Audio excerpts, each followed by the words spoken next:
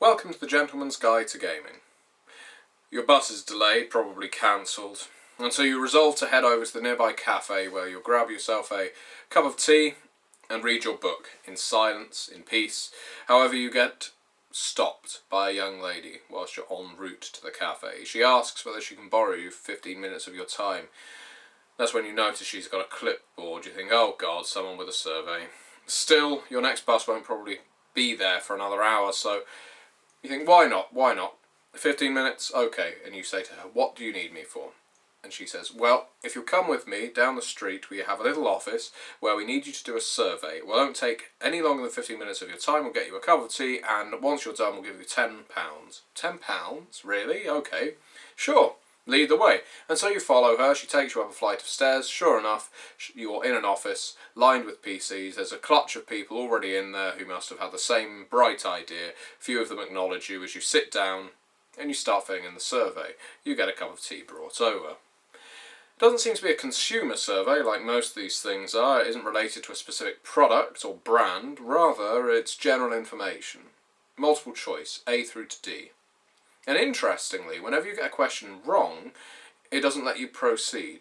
The screen vibrates slightly, or seems to, and you've got to select again until you get the correct answer, as the machine deems it correct. The first question you have is, who was the third wife of Henry VIII? B is Jane Seymour. You know B to be correct, so you press B, you advance. You have, which work by James Joyce was based on the Iliad?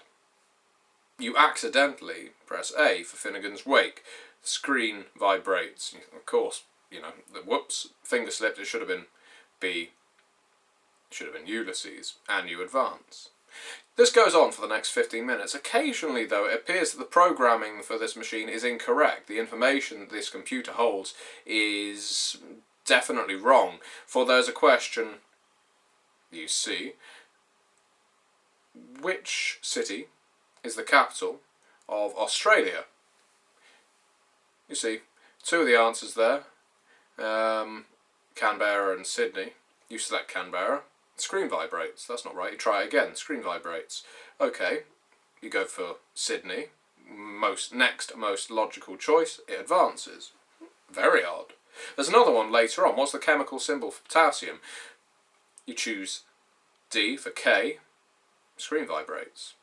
Eventually you just go through the rest of the answers until you find the one that the computer seems to like, PO for potassium. That isn't right.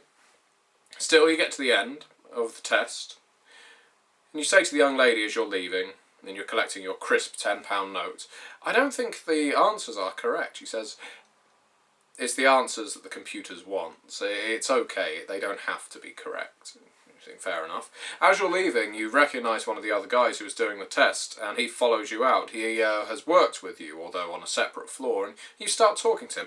Did you notice some of the answers were incorrect? He said, no, I didn't notice. To be honest, I've been doing this for months now. Months? Really? Yeah, they pay you £10 every single time you come in. To be honest, now, if I ever get to leave work early, I just stop by. I know all the answers the computer wants. I just type them in, get £10 and a cup of tea. Win-win. Oh, that's not a bad idea, you think. And so you do the same thing. Over the next few days, you start dropping in. Whenever you get time, you do the test. It's always the same test. You always get your £10, you always get your cup of tea. However, it's a bit strange because you start waking up in the middle of the night, shaking, feverish, sweaty, with a nosebleed even. It takes you a while, but you start to correlate the time that you start waking up in these fevers to when you started taking these tests. And why did your colleague not think that any of that information was incorrect? Some of it was apparently incorrect. It was obviously so. The following morning you leave early for work and you decide to stop by that office with the computers where you were doing the survey. It seems to be shut, and so you turn the handle a bit more than you probably should, and you hear a clunk. You think, oh damn, I've broken the lock. But you push your way in, the lights automatically come on, there's no one in there. You start to have a look around. There's another office at the back. It's where the young ladies often seem to work. You head in there and it's filled with old TV sets, it appears, with dials and knobs, like old black and white screens. You fiddle with them a bit, and sure enough, more screens come on. These screens seem to show other offices, exactly like this one, where people are taking these tests. You find some paperwork. It appears paperwork from these other offices, where they're all taking the exact same test as you.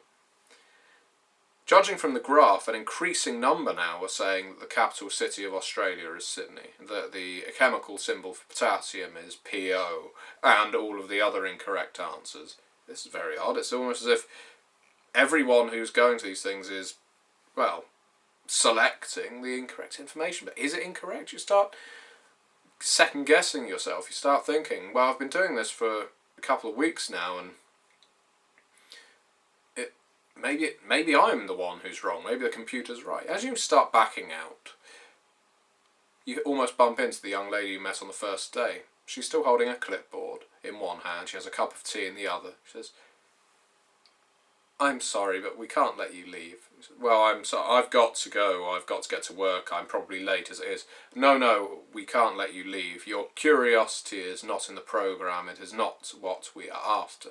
Perhaps you would like to take the test again." He said, "No, really, that isn't what I want. I want to get out."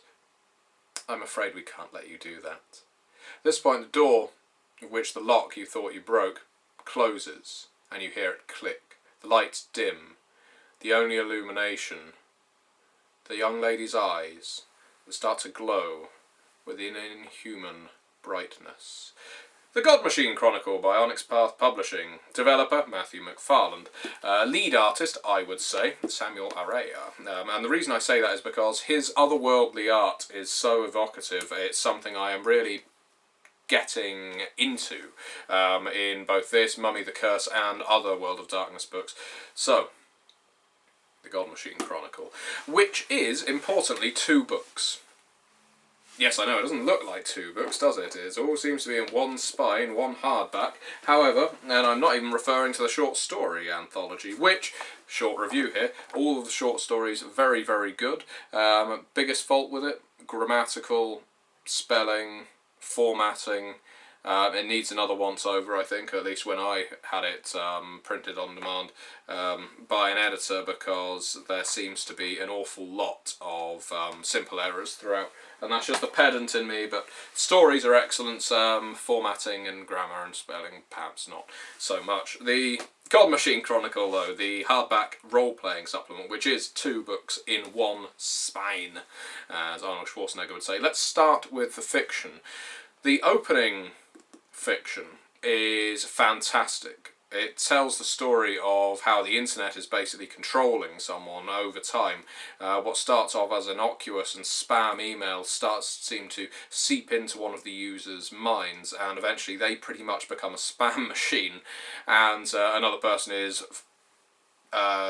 scared away from using the computers, and resorts to handwriting. My synopsis doesn't do it justice, but I'm not going to give everything away. I really think it's a fantastic piece of fiction, and the rest of the fiction throughout the God-Machine Chronicle is really good. Interestingly, the God-Machine itself appears in several pieces of fiction in other World of Darkness supplements, and some of them you've really got to look out for, but they share common threads, and it's really good to finally get a hardback that covers all of those things, and what the God-Machine actually is, or what it could be, as there are many different routes. Again, my only criticism regarding the fiction before we move on, rather than it being formatting, grammar or spelling, it could be a typo, I admit.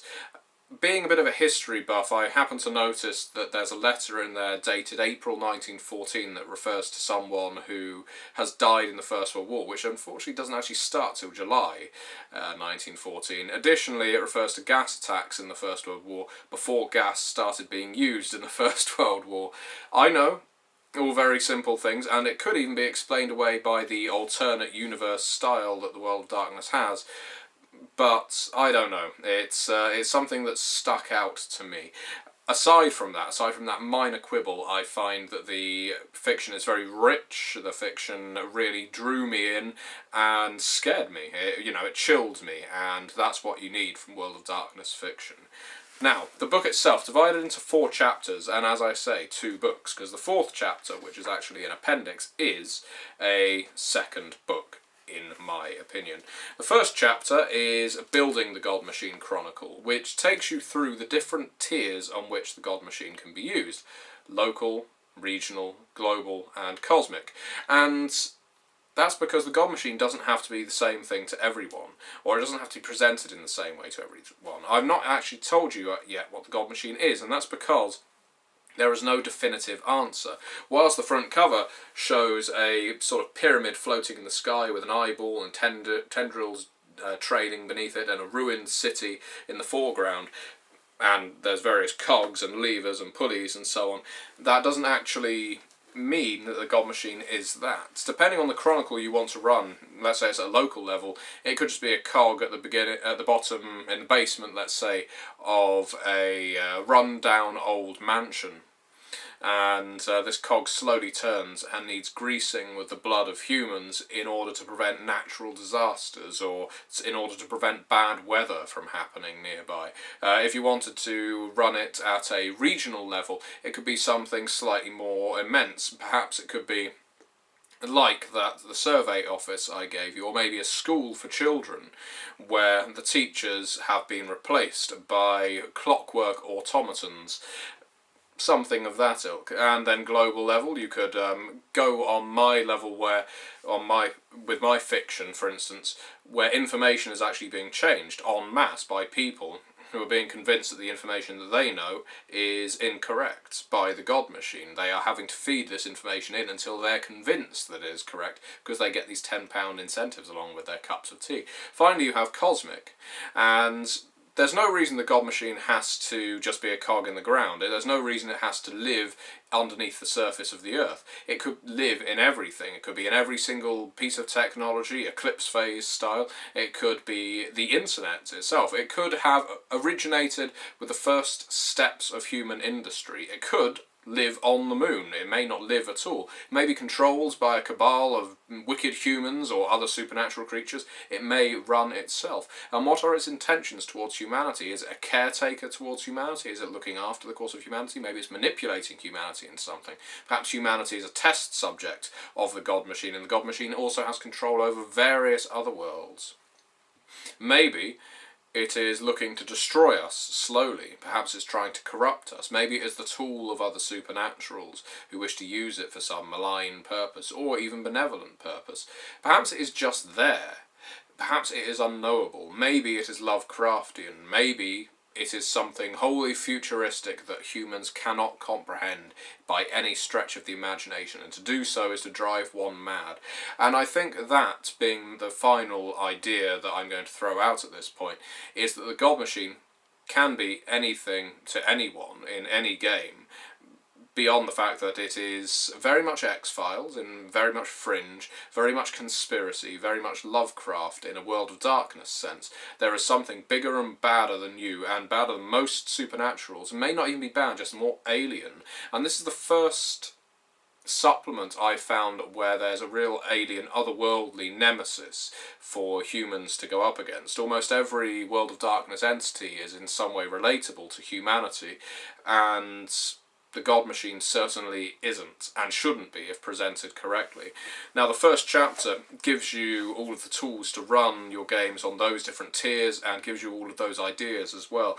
It also presents 4 complete chronicles that you can use for the God-Machine Chronicle, so you can run them either isolated as one-offs. You could run chronicles that last several months, or even over a year, and you don't always have to play the same characters either. In fact, it suggests that you don't in some cases. For instance, you may be playing a guy in a vest with an alcohol problem who finds that cog turning at the bottom of the basement, and you find that you have to keep it going in order to save your nearby town.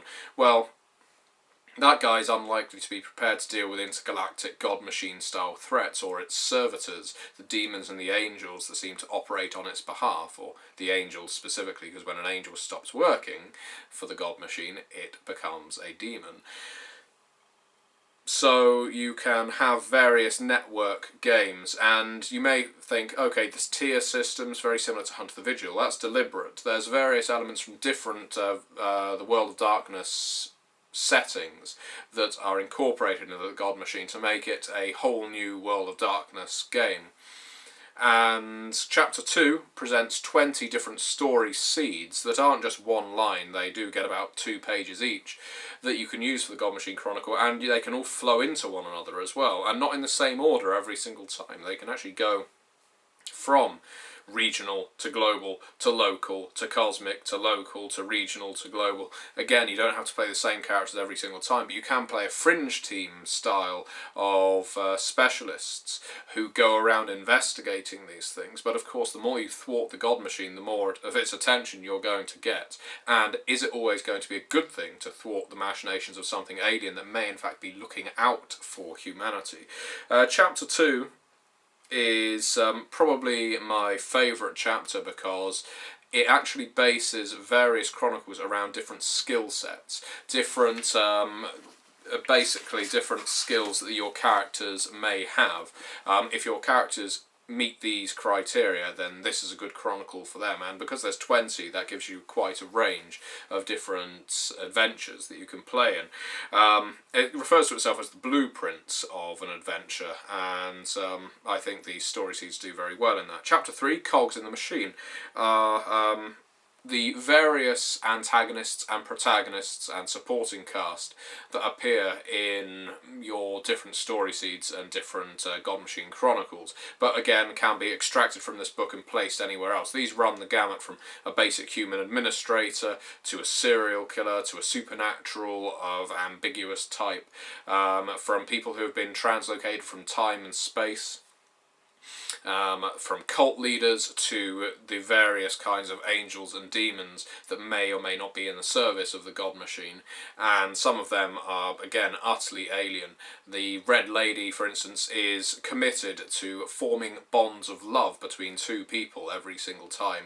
It might be Lady in Red, not Krista Berg, who, yeah, she wants to form bonds of love between two people every single time she meets them. She has two people in mind, and once she meets them, she wants to connect them, which would be lovely, except these people are often already married and often have children. She won't stop until they do actually fall for each other. She wants to basically join them together, make a gestalt mind with her as part of her programming, and she is one of, again, the stranger servants of the God Machine, but it just goes to show the God Machine doesn't always need to work in ways that make sense to humans. Now, I mentioned that this is 2 books in one, because those first 3 chapters, not dissimilar to World of Darkness Mirrors, or indeed Inferno, Second Sight, they provide fantastic tools for different adventures, different chronicles in the World of Darkness, and the God Machine Chronicle does that very, very well. It's a really rich setting, it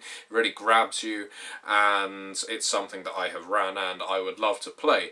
But what is the 4th chapter, the appendix? Well, it's in a sense World of Darkness 1.5 without anyone saying as much, or even 2nd edition. It's rules revisions to character generation and in-play rules. Some of these are pertinent specifically to the God Machine Chronicle, others could be adapted for any World of Darkness game.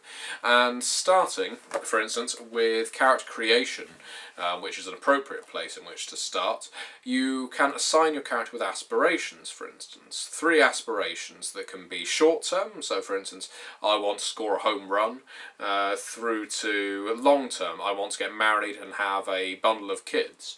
Or, you know, they can be anything, as long as they aren't things that are negative, in a sense, like, I want to make sure I don't rob a shop. Well, that's not as difficult as I want to pull off a heist, if you see what I mean. The aspirations play into the new experience point system that we'll get onto in a bit. Virtues and vices have also changed from the Judeo-Christian style. We no longer have 7 heavenly virtues and 7 deadly sins. We now have more adjective-driven virtues and vices, which are, in my opinion, easier to play and incorporate in the game. They still have the same effects on play, so gaining 1 point of willpower from playing out your vice and your full range of temporary willpower dots if you play out your virtue. However, they fall more along the lines of your virtues being things like peaceful, benevolent, friendly, trusting, that kind of thing. Your vices can be deceitful, malicious, greedy, cruel, anything you like really, treacherous, untrustworthy. And again, if you can play that at some point during the game, you'll get your 1 willpower point. You also assign yourself breaking points because morality is now changed. Rather than it being morality, it is now integrity. And your integrity can decrease if you meet one of these breaking points, which you assign for yourself. What is the worst thing your character has ever done, for instance? What's the worst thing your character can imagine himself doing? What is the worst thing your character can imagine someone else doing? What has the character forgotten? What is the most traumatic thing that has ever happened to the character?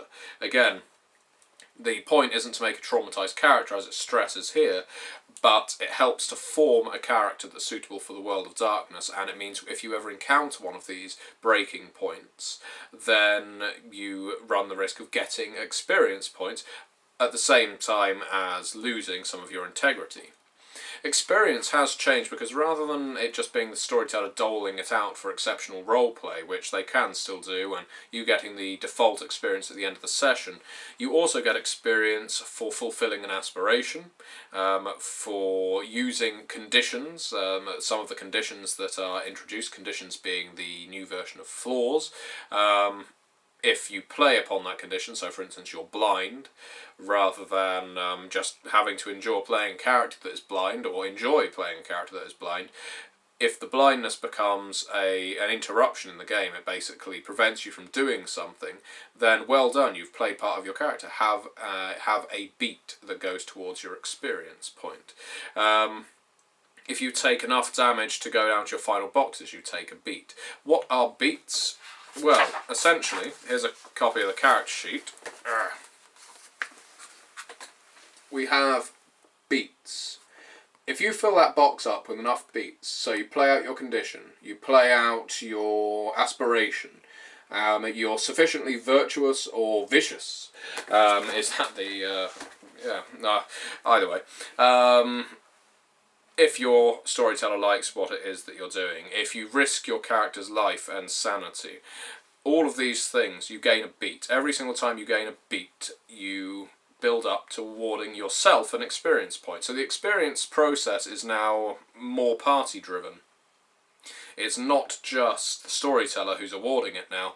You are aiming to play a certain character, and I think that's a fantastic tool that encourages players to play the character that they've got written down.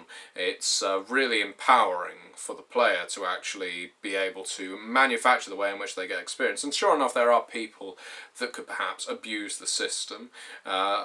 They could play specifically for the aim of getting the experience points, but I think in the main it would benefit those players who really like to play a character deeply and get into their immersive style of play and want to get rewarded for it. Merits fulfill the same role as they always have, although this book does contain a wide range of merits, like an appendix of merits that's existed across all the other World of Darkness supplements, and you can now start losing your soul as a social manoeuvring system that you can use. The combat's changed slightly. You can introduce tilts into a game.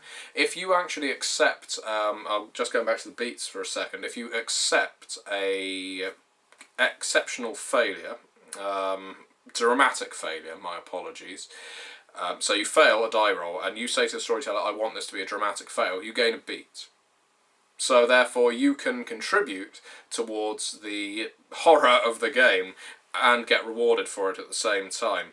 Now, you also get more detailed statistics and rules for incorporating spirits, noumena and the like, and there's also a huge range of equipment that you can incorporate, from your night vision goggles to your GPS and everything in between.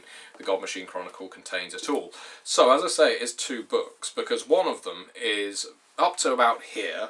It is about the God-Machine Chronicle. It's a supernatural setting for the world of darkness, in which you're encouraged to play mortals, and I think it's never been more appealing to play mortals in the world of darkness than with the God-Machine Chronicle. The appendix, which is 100 pages, and new rules and revised rules, could have been an entire book on it in itself, and I'm glad it isn't, because it really enriches the World of Darkness. The rules introduced into the God-Machine Chronicle make the World of Darkness something different, something exciting, and introduce much-needed flair into the World of Darkness storyteller system. So, do I recommend this book? I certainly do, because it does something new with World of Darkness that I haven't seen before, both in rules and setting, and it's something I've greatly enjoyed running, and I greatly look forward to running again. Thank you very much for watching.